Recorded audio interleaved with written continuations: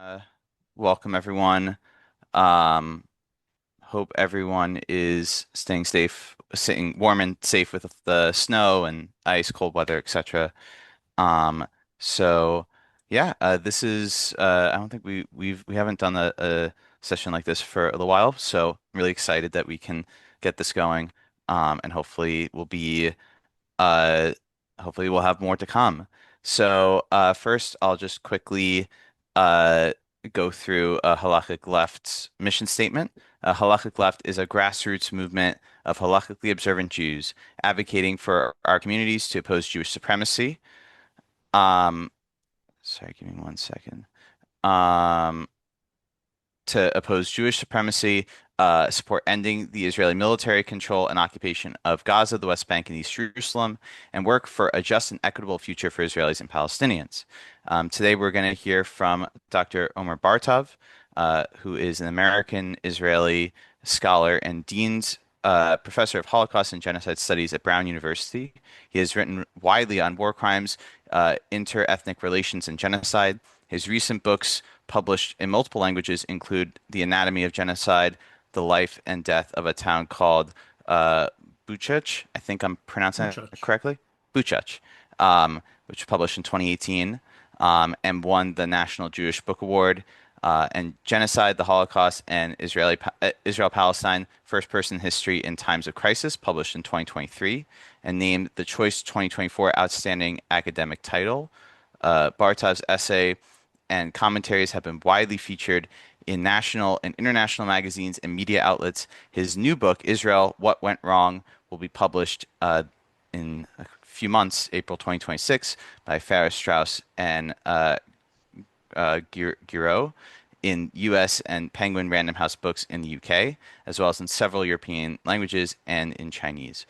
Bartov's novel, The Butterfly and the Axe, was published in 2023 in the United States and Israel. So I want to thank Dr. Bartov for coming. And also a quick shout out to Jeremy Gold for being the original tie for all of this, who took Dr. Bartov's class and connected us originally. So thank you. And now to our moderator, Rabbi Aaron Wander, who works for a multi-faith justice coalition in Massachusetts. His writings on political theology, Israel-Palestine, and community organizing have appeared in Jewish Currents, the Lihir Has, Gash, Gashmu, Gashmius, and elsewhere. And I think most importantly, Aaron Wander was my camp counselor back in 2012. Um, so without further ado, uh, I'll let you guys get to it. Thank you so much. Great. Thanks, Aaron. And thank you, Aaron and Caroline, for organizing this event, doing the logistics, and getting us together. Dr. Bartov, thank you so much for being here with us today. I should say, I saw you speak at the Jewish Left Conference last winter and had a huge impact in my own understanding of the war and the question of genocide. And just really appreciate the essays you've been putting out. I feel like I've every few months you've read something that's just really helped for me concretize my own questions and thoughts. So I just want to start with, and if you see me looking to the left, I'm looking at my questions, not texting somebody. But just as a scholar of genocide, particularly the Holocaust, you've spent many decades thinking about how mass violence becomes possible through institutions, language, military structure, everyday participation by regular people. Um, what drew you, let's just to start with your work in general, what drew you to that line of research, and what are some of the questions that have guided you? So first of all, thank you for having me, and thank you all for being here. And it's nice to see you again, Aaron. What drew me, this is a sort of lifelong preoccupation.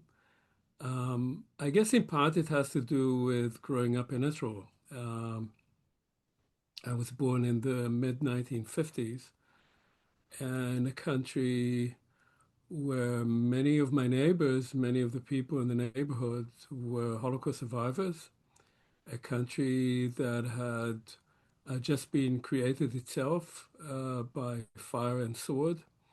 When I was 13, the War of 67 occurred. When I was 18, just entered the army. The War of 1973 happened. So there was a lot of violence around. There were also a lot of remnants of violence that wasn't being spoken about, which was the expulsion of the Palestinians. So I grew up surrounded not only with people who had tattoos on their forearms because they survived the Holocaust, but also surrounded by what was called then abandoned property, meaning the remnants of Palestinian villages that had been evicted, expelled from Israel. Uh, so all of this, plus my own army experience, made me more and more interested in why people participate in violence. And the angle that interested me in particular, and I think that guided me from the very beginning, when I was writing my dissertation at Oxford in the early 1980s to this day, was the individual level, not so much how these things are being organized from the top, but rather how are people motivated to participate in violence? What is the pattern of educating or indoctrinating them? How do they respond to that violence? How do they explain that to themselves? Um, and so this is something that has guided me throughout. And as you could see from the subtitle of my previous book, I've become increasingly interested in first person history. That is also how do people write and recall and relate those experiences to themselves and to their societies. Thank you, Dr. Bartov. I should also say, just for those joining us, the way we've organized it is we came up with a list of questions based on the survey we sent out, and if we have time at the end, we'll also get some questions from the audience. So first of all, thank you. That's really helpful. And especially what you said about like how does violence happen at the individual level? What makes it possible? What makes it possible for people to participate in violence? Um, I was looking at one of your op-eds from the last year, and you mentioned that during the first Intifada in the late 80s, when Yitzhak Rabin, who was the Minister of Defense, instructed the IDF to break the arms and legs of Palestinian protesters, you mentioned that you wrote a response to him, warning him that based on your research about indoctrination into the Nazi military, he was in some ways laying the groundwork, the psychological groundwork for increased domination and violence.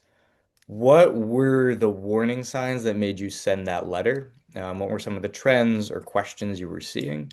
And where do those questions and trends stand now?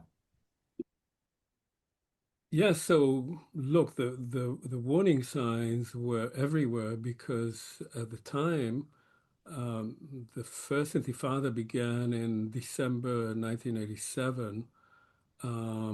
At the time already, there was growing brutalization of Israeli troops, and that often happens in situations of colonial rule, of oppression of other groups.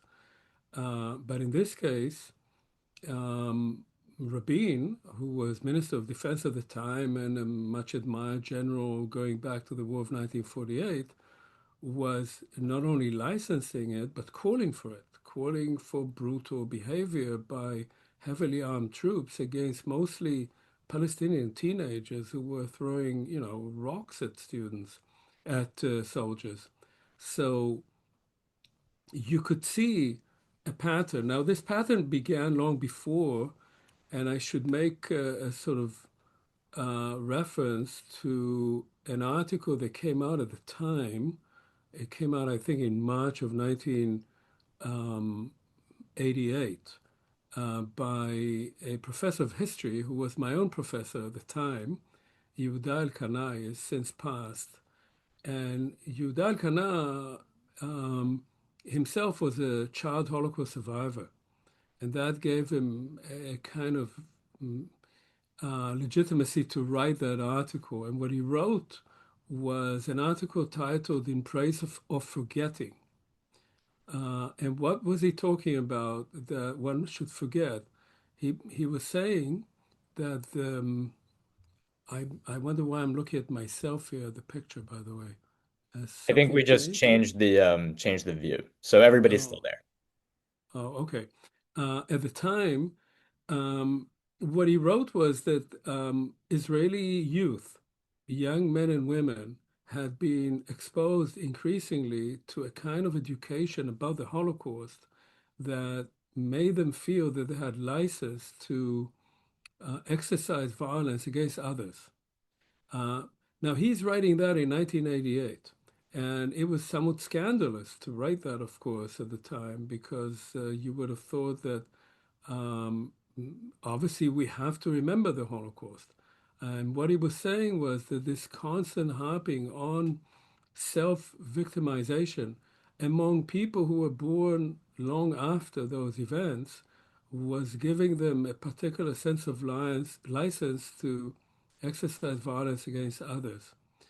What we've seen since that, certainly going all the way to October 7th and to the way Israel has justified what it has done in Gaza, is an acceleration and intensification of that kind of rhetoric about the Holocaust, about the Nazi murder of the Jews in order to legitimize Israeli violence against Palestinians. So when I was writing that to Rabin, um, in a sense, what I was trying to say was that um, the one thing that motivated German troops in World War II and the crimes of the German military, especially on the Eastern Front against the Soviet Union, um, was a sense of victimhood, that they had been victims, as they saw it, of Jews and communists. That was the stab in the back legend, which had to do with the defeat of Germany in World War One, for which German nationalists and then Nazis accused Jews and communists. And so that they were, in a sense, taking revenge against those people that had stabbed them in the back, and they were preventing that from happening again. And this kind of logic of self-victimization, which then is exercised by perpetrating violence on others, is something that has gained great, I, I think, um, has intensified greatly between the time of the First Intifada and today. And we see that in the kind of abuse of references to anti Semitism and to the Holocaust as providing people with carte blanche, Israel, to not only exercise violence against Palestinians, but also to justify its decades long occupation and oppression of Palestinians. Thank you, Dr. Bartov. Speaking of what you said about youth and the military, in an essay you wrote last August, you described some conversations you had with a group of Israeli students, many of whom were reservists who had just returned from Gaza. And they were protesting you giving a lecture at Ben Gurion because you'd signed a petition describing Israel as apartheid. You had written an op-ed in November 2023, warning that it was possible for the war to become genocidal. Um, and you shared just the way, on the one hand, they were protesting you on the one hand, but they also seemed to want you to hear them and listen to them, and they wanted some sort of approval from you, or they weren't having an opportunity to share what they were experiencing or thinking or feeling outside of that conversation. What were your observations, of that conversation with those students? What did you learn from talking to them? How did those conversations fit into some of the larger questions we've been talking about? So, look, this was June of 2024. I was visiting Israel and was invited to give a talk at Ben Gurion University. And when I came there, there was a bunch of students there who were protesting uh, my talk quite vehemently, that is, with bullhorns and banging on walls. They were quite aggressive. Um, and obviously, I couldn't hold the talk. And after a while, we just let them in on condition that they would agree to have a conversation. I said, okay, I'm not going to give my talk, which was actually supposed to be about the student protests in the United States and Europe, and the question whether these protests were anti-Semitic. Um, and I said, well, okay, I'm not going to do that. Let's just talk. And it was interesting in that sense. Now, you should understand that these students were activists in far-right organizations, in Im Tirtzu, which is a far-right NGO in Israel. Um, but these were students who had recently returned from reserve service in Gaza. So they had seen much more than I had seen, and much more than most people had seen, because they were right there. They were not only observing, but participating in the destruction, in the obliteration of Gaza. And what was interesting was that they felt, because they felt that I was blaming them of genocide, they said, we are not murderers. They repeated that a lot. We are not murderers. And they tried to show me their humanity. They showed me photographs of, on their phones, of children, Palestinian children that they were feeding. They said that they were doing everything they can not to harm civilians, and at the same time, they were repeating the kind of propaganda that they were hearing from their own leaders, that there were no uninvolved people in Gaza, that the only solution to what occurred on October 7th was to wipe the whole thing out. And that anyone who resisted it, anyone who opposed it, anybody who criticized it in Israel or outside was anti-Zionist, anti-Israeli, and anti-Semitic. Um, and so to me, this was, it brought back to me um, some of what I had studied when I was much younger, when I was studying the German army and how German soldiers explained to themselves what they were doing. So again, I was on this personal level. And what was interesting about this was that although they were activists in far-right organizations, what they were saying was quite typical of what you would hear in Israel at the time, what I heard again when I was there in December of 2024, and what you still hear. It's a combination of trying to say that we are humane and they are human animals. That was the term that was kept being used. And they, meaning not just Hamas, but all those people over there, all the Palestinians, all the Gazans. We represent civilization. They represent barbarism. That's what Netanyahu kept saying as well, of course. That we have a right to do what we are doing, and at the same time, that we are not doing what we are accused of being doing. So there is a kind of logic both of affirming the need to do what they're doing and denying that this is what is happening, affirming that you have to act brutally and claiming that you are on the side of civilization, of humanity, and the others are not human. And of course, the term that was used repeatedly and still is being used is that Hamas are Nazis. It's an association between the enemy of the Jewish people and Hamas. And that the events of October 7th were just like the Holocaust, that this was the greatest killing of Jews since the Holocaust. So all these analogies to Nazism and the Holocaust that again give you license then to destroy others. So this was the kind of moment when I was sitting with them. What I felt, and that's what I wrote about, was that curiously, although they came to shut me up, when I sat and talked with them, they displayed a real desire to speak and to be heard. And my sense was that nobody was speaking with them and nobody was hearing them. They felt betrayed by everyone. And in many ways, they are.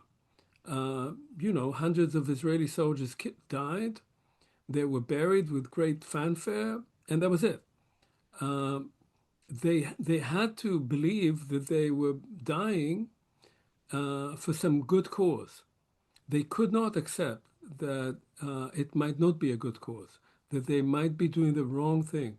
And that too is part of this logic of this kind of war, of feeling that you are betrayed, feeling that nobody is listening to you, and seeking some kind of explanation for why you're doing what you're doing and why this is happening to you.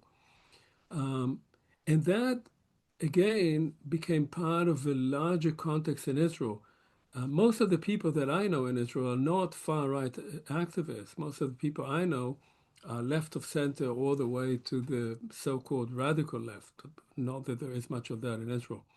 Um, and those people, too, were in the same kind of state of denial. So while they do not support Netanyahu or Ben Gvir or Smotrich, they also, I felt at least, were feeling somewhat uncomfortable in my presence, precisely because they knew what I'd said, what I'd written, and they did not want to talk about it.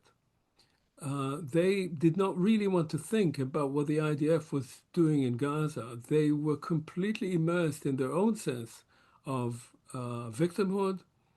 And to be sure, many people in Israel were directly or indirectly exposed to the violence of October 7th, including my own family. Uh, but because of that, they simply did not want to know about it. And this, again, this kind of denial, self justification, being immersed in a sense of mourning and trauma can serve as a trigger to licensing, to allowing the kind of violence that Israel has carried out in Gaza. And now, since it's supposedly over, to say, well, it's over and we don't need to talk about it any longer. Thank you, Professor Bartov. Yeah, I was living in Jerusalem when the war started, and I think what you're describing really mirrors a lot of the experiences and conversations I had of friends and family who were otherwise quite liberal, all of a sudden sharing many of the things you said about there are no innocents. This is just they're barbaric, we're civilized, they're Nazis, all those things in a way that was really disturbing. But just for folks who are just joining us now, I want you to know we may have some time at the end for audience questions. So if you have questions, you can throw them in the chat. We may or may not get to them. We definitely won't get to all of them, but you should feel free to throw them in as we're going along, just so I can pick them up on the way. Professor Bartov, I want to zoom back out. You mentioned some of the stuff you were writing that was making your friends uncomfortable. In early November 2023, you wrote an op-ed in the Times saying that Israel's actions in Gaza were ethnic cleansing, but not genocidal, though they had the potential to be. In the spring of 2024, you argued that Israel had crossed the line into committing genocide. What were the specific developments that led you to change your analysis? So, right, so in early November 2023, I published an op-ed in the New York Times, and um, what I said there was that there was already sufficient evidence, it appeared, to show that Israel had carried out war crimes and likely crimes against humanity, because within the first 4 weeks of the campaign, over 10,000 people were killed in Gaza, mostly through aerial bombardments, indiscriminate aerial bombardments. Um, and most of them were civilians by most accounts. Um, and so, first of all, there was disproportionate use of force, which is a war crime, and there was extensive killing of civilians, which could come under crimes against humanity. And what I warned was that if this continued, it could become genocidal. Um, Now, there were two sets of statements that were being put out by Israeli leaders immediately after October 7th. One was relatively reasonable, which was that um, the goal of the operation in Gaza was to release the hostages. There were 251 hostages taken by Hamas, which itself as a war crime, and to destroy Hamas. And Hamas had launched a murderous operation and killed about 800 Israeli civilians. So this on its face appeared at least reasonable. But then there were many other statements being put out by the Minister of Defense, by the Prime Minister, by other generals and other politicians, uh, which could be boiled down to what Yoav Gallant said in the immediate aftermath of October 7th. They will have no food, they will have no water, they will have no power, they're human animals, and they will be treated appropriately, which itself is incitement to genocide by a man who is Minister of Defense when Israel is recruiting hundreds of thousands of reservists who look up to him as a general and a minister of defense. So the question was, which of these was the actual goal? Was it reflected in those statements, which people later described as irresponsible statements, or was it the goal of just destroying Hamas or releasing the hostages? By May of 2024, it became clear that the goal was not to release the hostages and destroy Hamas. Hamas is still standing, and most of the hostages were released only through ceasefire agreements with Hamas. The goal was to systematically destroy Gaza, to make Gaza uninhabitable for its population. In that sense, the goal was ethnic cleansing. Now, ethnic cleansing has failed, of course, because most of the Gazans are still living there. But what it did, it made Gaza uninhabitable. So the people who are living there now uh, are living in extraordinarily dire conditions. And as we know, over 70,000 at a minimum were killed, about 170 at a minimum were wounded, and there are hundreds of thousands of others who have been subjected to extraordinary violence, causing them physical and mental harm. This could be seen already by May. What sort of swayed my opinion was that in May, the IDF had reached Rafah, the southernmost city in Gaza, in which by then there were a million people, half of the population of Gaza was concentrated there because they had been displaced repeatedly by the IDF, telling them to leave their homes because they would become areas of operation. Of course, then the IDF moved into their homes and demolished them. And because the IDF wanted also to take over Rafah, it moved those million people into Al Mawasi, into the beach area in southwestern Gaza, where there was no humanitarian infrastructure whatsoever, and proceeded to entirely level Rafah. By August, it was gone. And that appeared to sort of clinch the case that the goal was really to make Gaza uninhabitable. And in that, the IDF was fulfilling the conditions for to conform to the definition of genocide in the Genocide Convention of 1948. That is, that it was trying to destroy, in whole or in part, the Palestinian living in Gaza, identifying them as a particular group, and doing that by killing members of the group, by causing severe mental or physical harm to them, by creating conditions that would bring about their destruction, and by preventing births within the group because of the destruction of hospitals, the lack of food, lack of sanitation, that is indeed severely limited births within the Palestinians in Gaza. So 4 of the 5 conditions for genocide were actually fulfilled by the IDF. So I wrote about that in August of 2024 in The Guardian, and then I reiterated that in July of 2025 in another op-ed in the New York Times, by which time that became generally, I would say, the consensus opinion among both Holocaust scholars and experts in international law that the IDF was indeed engaged in a genocidal operation in Gaza. Thank you, Dr. Bartov.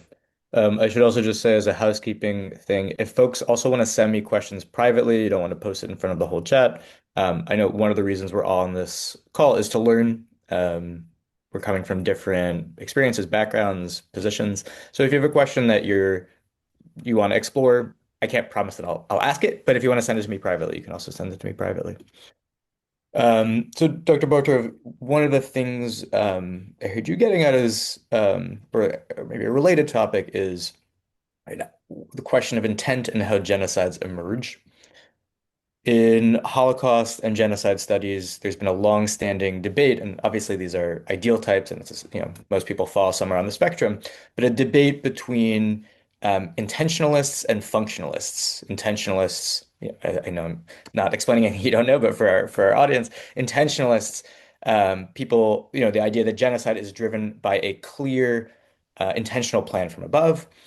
Functionalism, that genocide emerges through cumulative policies, institutional dynamics, and some sort of combination of dynamics from below and dynamics from above. I'm curious, like, how has that debate and some of that research shaped your understanding of Gaza? And also, what does it suggest in general about how otherwise, normal people, ordinary people, good people, and systems become implicated or participate in mass violence? Yeah, so it's interesting to put it that way. I'm just coming back from the UK. I gave a talk at St. Anthony's College, Oxford, which is my alma mater, and my advisor there was a German historian, Tim Mason. People now don't remember him. Tim Mason was the guy who actually coined the term functionalism and intentionalism. And he originally coined it not regarding the Holocaust, which is the way it's usually understood now, but regarding how the Third Reich, the Nazi Germany in general, functioned. So the question, as it was understood eventually in Holocaust historiography, was whether there was an intent from the very beginning by Hitler and by the Nazi regime to carry out the genocide of the Jews. So Hitler thought about it maybe already in 1918 when he was coming out of World War One. And the question was how to implement it, but the intent was always there. Whereas functionalism spoke about the fact that Nazi Germany, as it was constructed, became a kind of behemoth that was made of competing agencies, which were competing over the favor of the Führer, of Hitler. And that created a dynamic of what some historians called cumulative radicalization. So that you knew that if you wanted to win the favor of Hitler, you had to propose the most radical solution to any problem, including, of course, to the Jewish question. And that led to this kind of radicalization of policies without there having been an original intent to actually murder all the Jews. The consensus today, of course, is kind of in between. It's neither one nor the other entirely. There is no proof at all that in 1933 or 35 or 38 or 39, there were plans to kill all the Jews of Europe. And what Germany wanted to do was to rid itself of Jews, to expel them. And this is where you can make an analogy. Um, and I've written that in several places. Many genocides, in fact, most modern genocides begin as ethnic cleansing. It's a desire of a regime, an organization, to rid itself of a particular group and take over the territory in which this group lives. But people don't like leaving their homes, and sometimes they can't leave their homes. So if they don't leave their homes, or if there's too many of them, or they fight back, they want to protect their homes, then this kind of ethnic cleansing becomes genocidal. This happened in the genocide of the Herero in German Southwest Africa in 1904, and the genocide of the Armenians in World War One by the Ottoman regime starting in 1915. And the Holocaust itself actually begins with German policies trying to expel Jews from Germany, then from Austria. But the more Germany expands, the more territories it takes over, which have large concentrations of Jews. And the question is, how do we solve that problem? So you present yourself with a problem, and then you find, as one Nazi said, the most humane solution is just to kill them. And so that becomes genocide. In the case of Gaza, as I said before, I think that the goal was ethnic cleansing. And that goal of ethnic cleansing is not new. That goal of ethnic cleansing goes back to 1948. In 1948, when Israel is established and finds itself first in a civil war with the Palestinian population of mandatory Palestine, and then also with invading Arab armies, it uses that opportunity to make possible the creation of a Jewish majority state. Israel can no longer rely on the millions of Jews that Zionism hoped would come from Eastern Europe to create a Jewish majority state because they've been murdered by the Nazis. So there are a third of the population of mandatory Palestine are Jews and two-thirds are Arabs, are Palestinians. And in 1948, 750,000 of those Palestinians are expelled by first Jewish militias and then the IDF as it is formed. That is the majority expelled. That facilitates the creation of a Jewish majority state. It remains that until 1967. In 67, Israel takes over the rest of mandatory Palestine, the West Bank and the Gaza Strip. And from then on, it actually becomes again a 50-50 state to this day, where half of the population are Palestinians, whether they're Israeli citizens or occupied Palestinians, and the other half are Jews. So the goal of Zionism from the beginning was to create a Jewish majority state. The goal of people on the far right in Israel, Smotrich, Ben-Gvir, but absolutely also now Netanyahu, is to make sure that there will not be a Palestinian state. And one way to do that is to either physically expel Palestinians or create conditions for them such that they would do everything they can to leave. This is the precondition for everything. And on October 7th, which was not planned by the Israeli government, flew entirely in the face of Netanyahu's prior logic, which was that we can manage the occupation. We don't need to make any territorial compromises. We'll just manage things. That management failed with the attack by Hamas. Once these people, Netanyahu, Smotrich, Ben-Gvir, came out of the shock of the attack, they began seeing this as an opportunity. If we can't manage it, let's solve it by fire and sword. Let's kick them out, at least from Gaza. And of course, now on an accelerated level, also in the West Bank.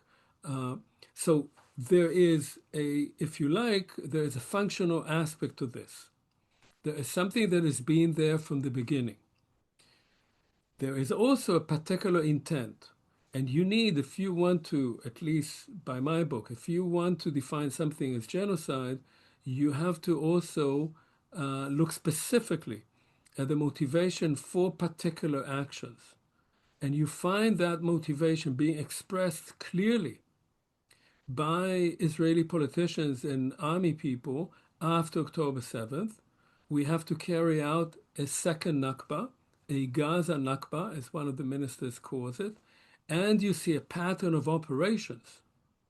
And those two elements show intent, not the more general intent, creating a Jewish majority state, somehow solving this so-called Palestinian question, but a particular specific intent to solve, so to speak, the Palestinian question in Gaza by removing them from the strip. Thank you, Dr. Bartov.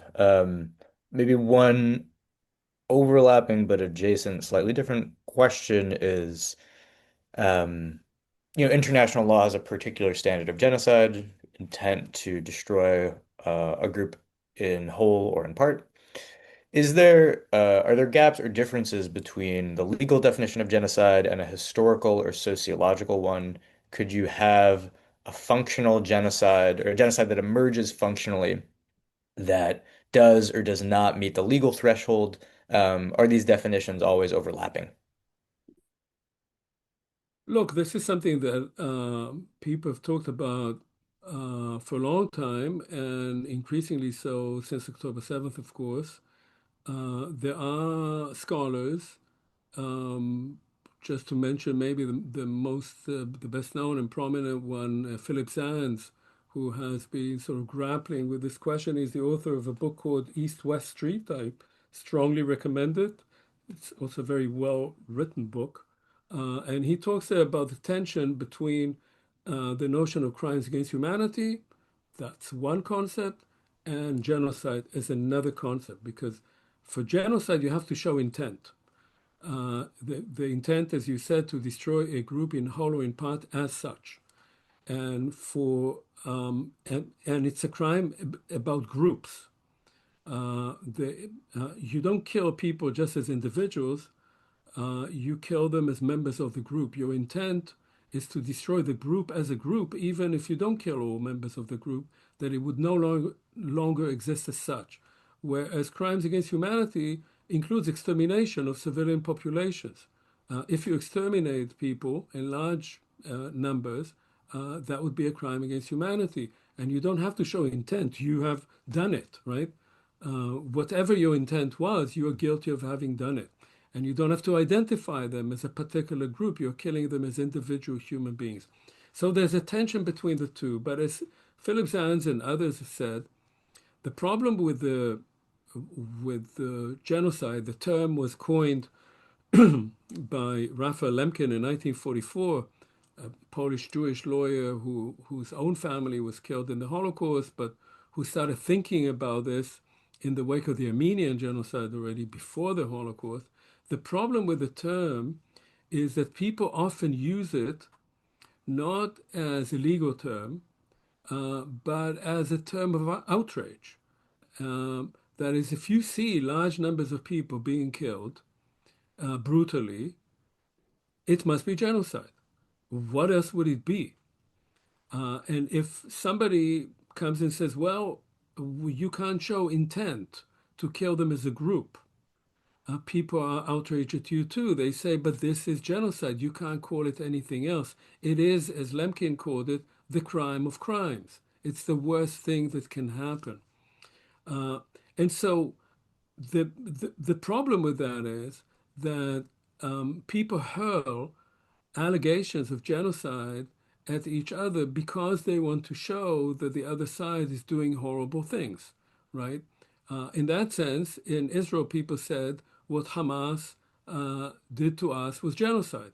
And had they been able to continue, they would have killed us all. They're a genocide organization.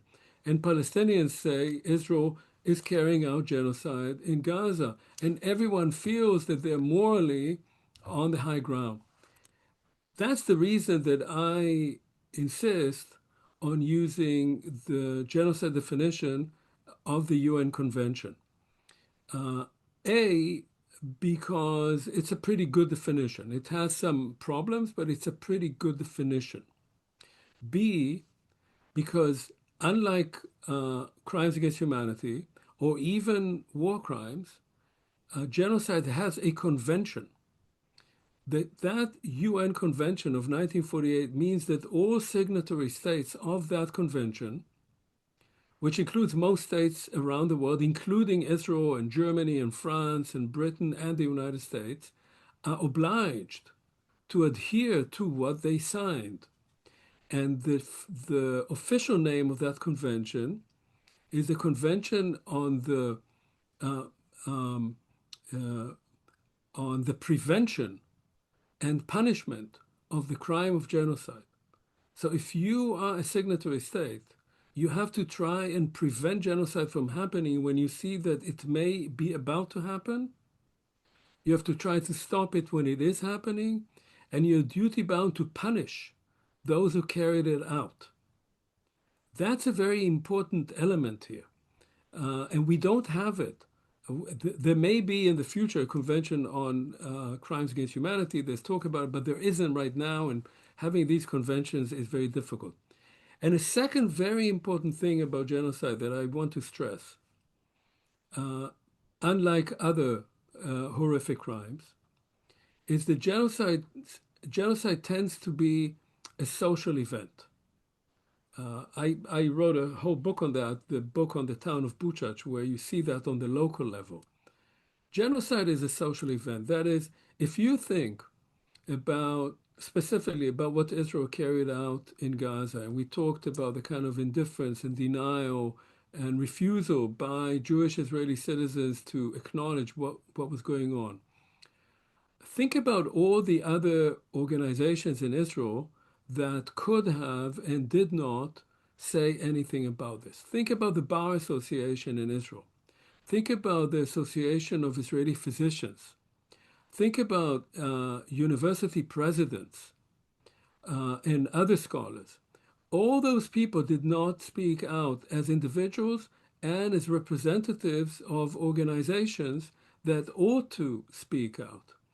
In that sense, everyone becomes complicit. Genocide sweeps everyone in, makes everyone complicit, which is one reason why people don't want to acknowledge it, because they understand, at least subliminally, that they are in fact part of it, whether they supported it or not, whether they even if they spoke out against it, at least in a democratic state. Genocide makes everyone complicit, and that's what organizations and states that carry it out want it to be. They want everyone to be part of it so that no one will be able to say, I could see and I was against it. Thank you, Dr. Bartov.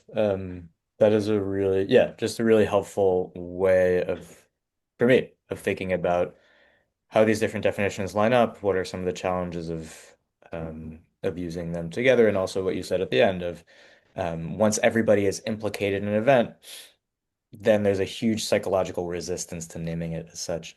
I've been monitoring the chat and just want to try to consolidate a couple of questions. We have about 18 minutes left. So one is just, there's been a lot of pushback, as you mentioned, within Israel and American and international Jewish institutions against labeling Israel's actions as a genocide. Some of them, from just war theorists who say, well, Hamas was embedded in a civilian population. There's nothing else. What else could Israel do? Some people who said, well, maybe this is a genocide, maybe not. But the fact is that some people are using that accusation in bad faith or said it too early, so we can't say it now. Could you just summarize maybe, either those or other of the main critiques you've heard of your position and how you'd respond to those? Look, I mean, uh, there are various criticisms. I would say that they're on a range from completely reasonable and understandable criticism. I certainly don't think that I have, monopoly on truth, and people can argue with me to um, sort of ad hominem kind of attacks that one shouldn't really pay attention to.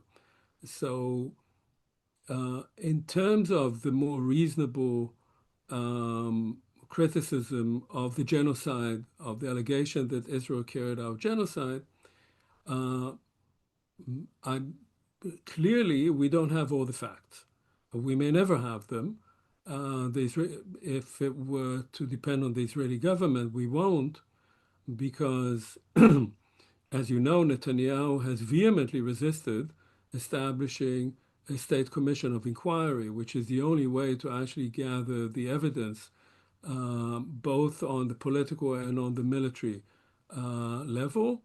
And the longer the time passes, the more unlikely it is that we will have all the evidence we need, even about what happened on October 7th. Even regarding the crimes carried out by Hamas, we don't have a good investigation of any of that. So we can wait to see what the ICJ, the International Court of Justice, will adjudicate.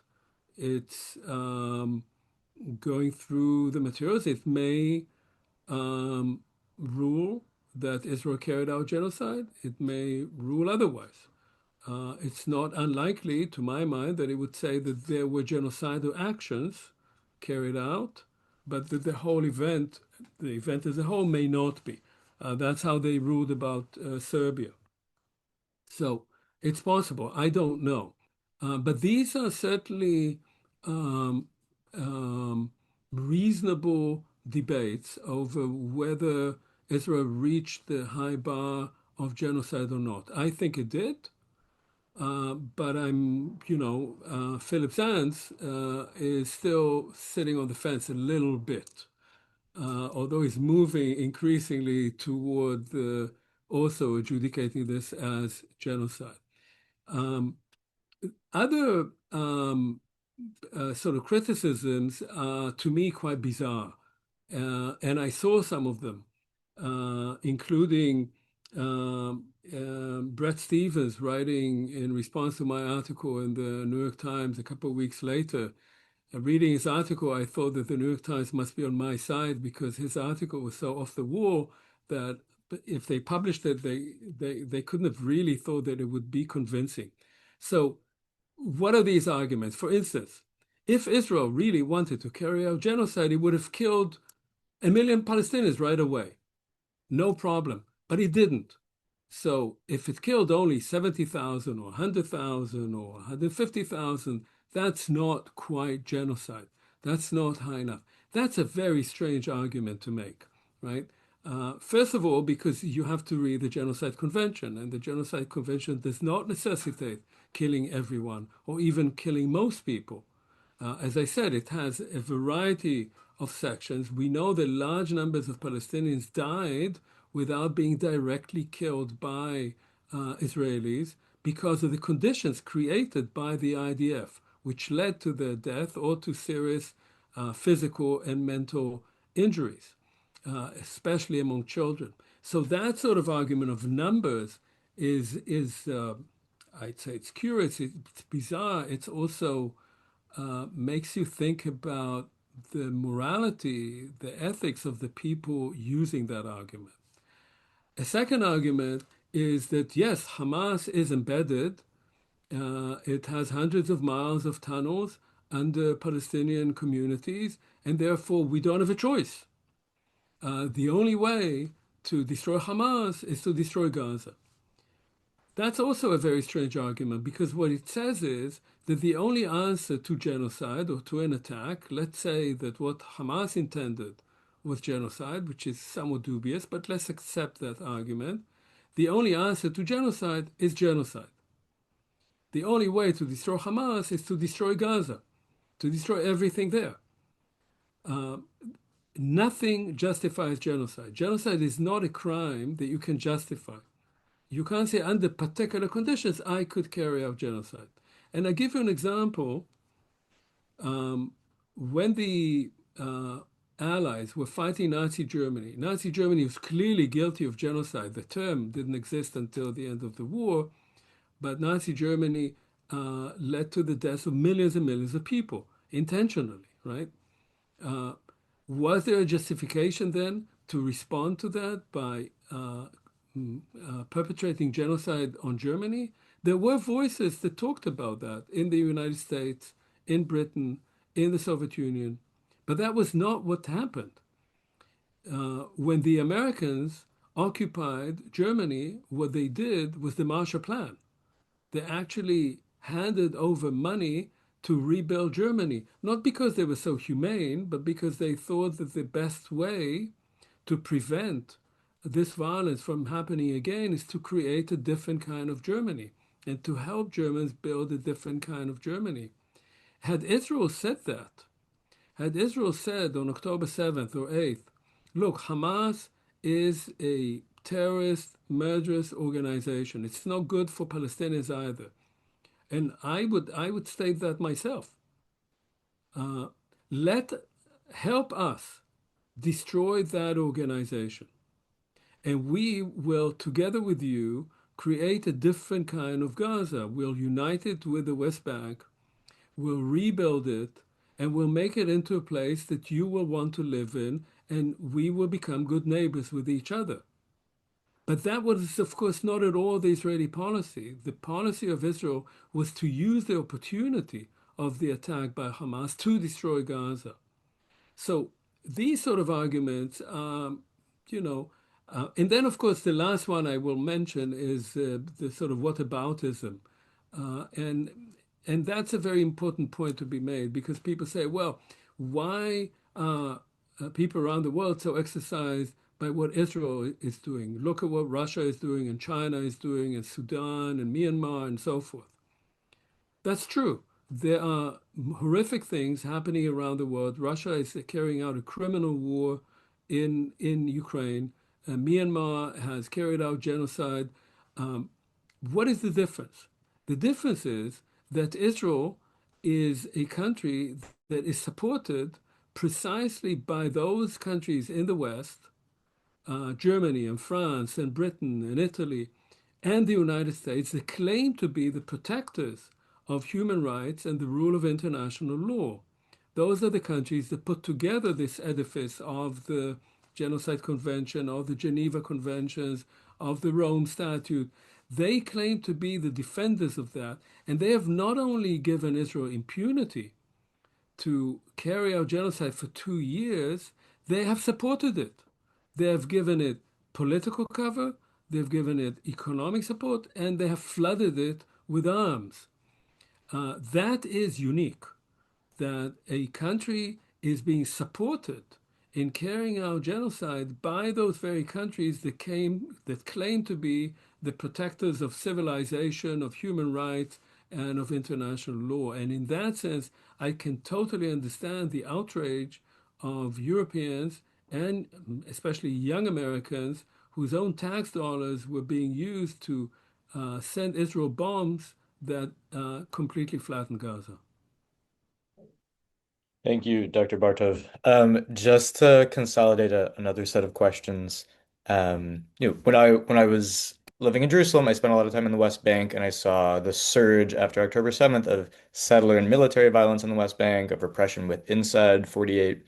I'm curious, um, now, January 2026, what do you see as the current government in Israel's game plan? Like, what's the long-term strategy or short-term strategy they have vis-a-vis Palestinians, not just in Gaza, but also in the West Bank, East Jerusalem, and within the Green Line? And then there's an emerging opposition bloc led by Naftali Bennett, Yair Lapid, Eisenkot. What do you see as do they have a long-term vision for these same questions? Is it, in what ways is it or is it not substantively different? And that might be we have 7 minutes left, so that might be our last question. Um, so let me start this way. Uh, when I wrote that piece in November of 23, I was hoping that somebody in the Biden administration would pay attention and would stop Israel because the US could have easily stopped Israel. It always can. Israel is totally dependent on the US, and anybody who tells you otherwise is either ignorant or lying. Um, the I say this because, first of all, the Democrats in America and the Biden administration will be forever stained by having been complicit in Israel's genocide in Gaza. When Trump came in, and I'm hardly a Trump supporter, even before he walked into the White House, he forced Netanyahu into a ceasefire, which Netanyahu did not want. And that ceasefire lasted from January to March. Then Netanyahu broke the ceasefire, and there was another spate of massive killing, and Trump did not stop him. What we see now, that although there is ongoing violence, the so-called 20-point plan that I'll say something about in a minute, the one thing it did achieve was a reduction, a dramatic reduction in the destruction in Gaza. And that again was because Trump simply forced Netanyahu to do it, showing that, of course, any American president, if he wants to, or she, if we had one, and I don't think that she would have done that, unfortunately, um, Kamala Harris, um, any president, any American president can stop Israel. And if they don't, it's for their own reasons. It's for internal reasons or strategic reasons or however they do it, but it's not because they cannot. They can. And this brings us to where we are now. Um, it, there's a lot that's murky right now. Uh, I think that what Netanyahu wants to reestablish, despite all odds, is October 6th. I think he wants to go back to managing the occupation under even harsher conditions for Palestinians. There is ongoing ethnic cleansing in the West Bank. There's now, even today and yesterday, there are reports, like the Jenin refugee camp, uh, from which 40,000 people were displaced, is now being paved with roads for tanks, and all these houses are being destroyed.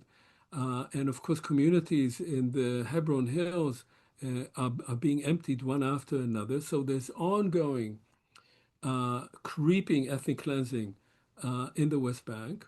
And of course, the population of Gaza is living now in 48% of a strip that was one of the most densely populated areas in the world before October 7th, when they were living in the whole strip and without any infrastructure. I think that what Netanyahu wants to do is to go back to the way things were. Um, I'm not sure that that's what Trump wants. I think that what Trump wants, and it's not entirely in contradiction with Israeli goals, is in fact to create his little Riviera in Gaza. And to do that by moving populations from one side of the Gaza Strip to another, across that so-called yellow line, building some kind of resorts in his mind, and then using that population as a population that would serve those resorts. I mean, you need people to wash the dishes, to clean the streets, uh, using the populations as the helots, as the slaves of those beautiful villas and whatever they would be there of that Riviera. Uh, how that how these visions would coincide is a kind of give and take between the real estate moguls who are working for Trump, including himself and his family, and Israeli far-right people who want to get rid of the Palestinians and occupy that area, settle that area with their own type of settlements, which don't look exactly the same. Um, that I think is the way things are moving right now. I don't know where they're going now. Trump has already also created some kind of board, which is, by all intents and purposes, is a kind of replacement for the UN. Whether he can push it through with the few bizarre world leaders, because none of the Europeans have joined it, is questionable. But he's also pushing in that direction. Now, you asked about the Israeli opposition. The Israeli opposition, if you read what they're saying, they're not saying anything different. This is not to say that I would not be happy if Netanyahu were voted out of office, or if his pacer faltered, or if he just decided to retire for health reasons, um, because he is a particular um, uh, super corrupt individual who has corrupted the entire, not only political, but also economic and social system in Israel. He's poisoned the entire society over years, and removing him would be a good thing, uh, especially for Jewish Israelis.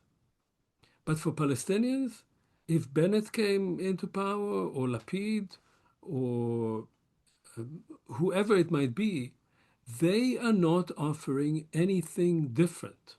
They have not provided any blueprint for some kind of the only thing, some version of the only thing that will change the political paradigm in the area, which is a formula for these two groups, 7 million Jews and 7 million Palestinians, to coexist, to live side by side in justice, with dignity and equality. They are not thinking about that at all. And the proof in the pudding is that they're not even willing to go in coalition with Arab parties in Israel, which is the only way for the so-called Israeli left, or let's call it the opposition, to topple the right. That's the only way that you can actually do it electorally. And they're unwilling to coordinate or to cooperate with Arab parties.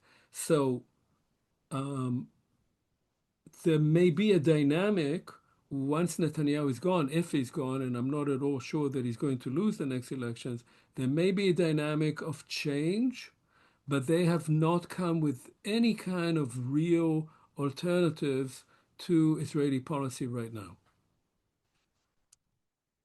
Thank you, Dr. Bartov. Really appreciate both your analysis today and also the analysis you've provided for the last 2 years and the framework you've offered us for understanding what's happening in Gaza and Israel-Palestine more generally. And I'm grateful for your work. I'm going to pass it back to Caroline and Aaron to close us up. And thank you again. Thank you. Thank you. Thank you everyone so much for coming, and thank you to Professor Bartov and to Rabbi Wander. So for those of you who joined later, this event was hosted by Halachic Left.